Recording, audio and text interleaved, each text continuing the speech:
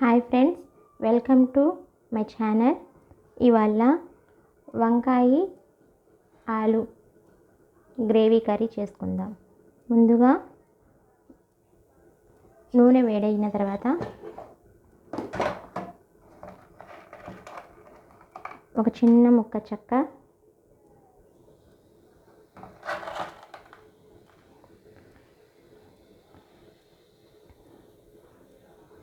2 లవంగాలు, వెంటనే ఉల్లిపాయలు వేసుకుందాం.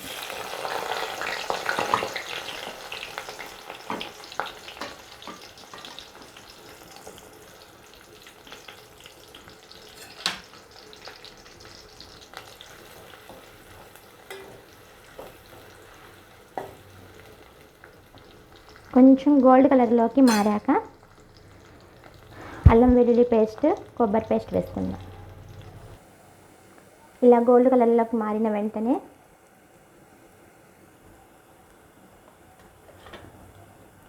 కొబ్బరి పేస్ట్,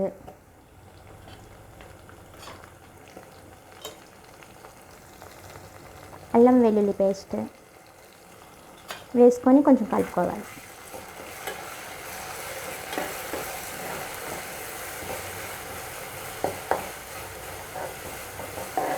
అల్లం వెల్లుల్లి పేస్ట్ను, కొబ్బరి పేస్ట్ కొంచెం పచ్చిదనం పోయినాక వెంటనే మనము వంకాయ, ఉల్లగడ్డ వేసుకుందాం.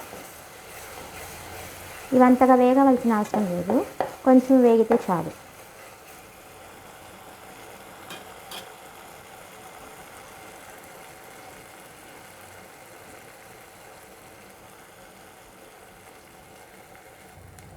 ఇలా కొంచెం వేగినాక వెంటనే ఉప్పు వేసుకుందాం. ఎందుకంటే వంకాయ వేస్తాం కాబట్టి అది కొంచెం చేదుదనం వచ్చింది. ఆ చేదుదనాన్ని కంట్రోల్ చేసేది ఉప్పు వేసి మనం ఇలా వంకాయలు వేస్తే.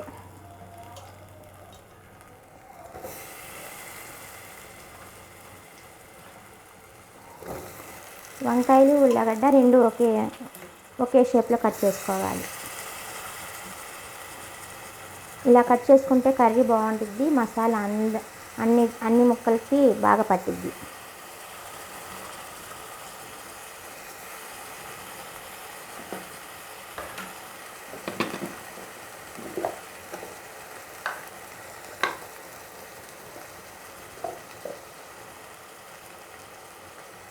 ఒక అర స్పూన్ పసుపు,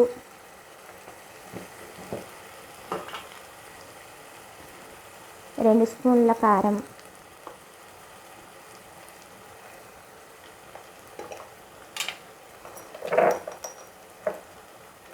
1 స్పూన్ ధనియా పొడి. గరం మసాలా అవసరం ఉండదండి, ఎందుకంటే ప్రతి దాంట్లో గరం మసాలా వేస్తే ఆ ఫ్లేవర్ కొంతమందికి నచ్చిద్ది, కొంతమందికి నచ్చదు. ఇప్పుడు వీటిని బాగా కలుపుకోవాలి.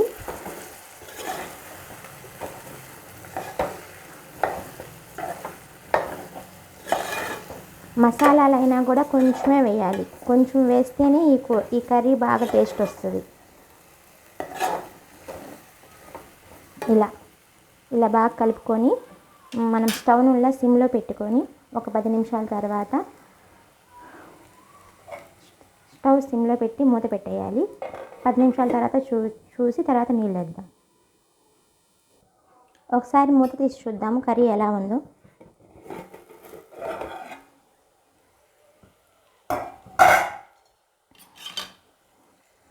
మసాలాలు, ఉప్పు, కారం మొత్తం ఈ ముక్కలకు బాగా పట్టేసినాయి.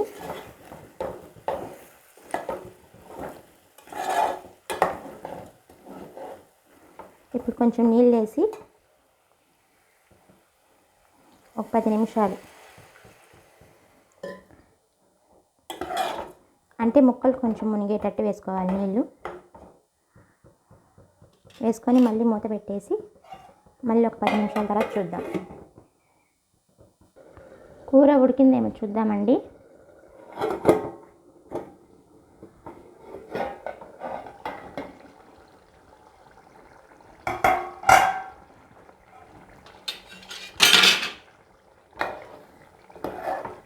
ఉడికిందండి.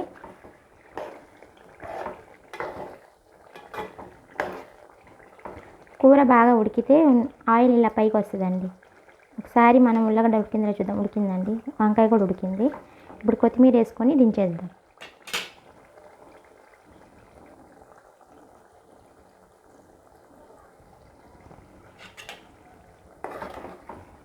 కొంచెం కలుపుకొని సర్వింగ్ బౌల్లో తీసేద్దాం.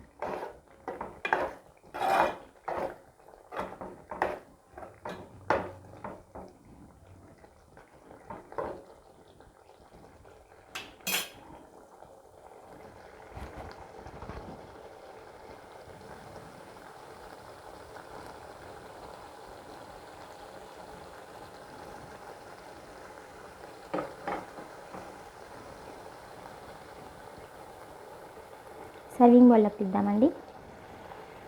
స్టవ్ ఆపేసి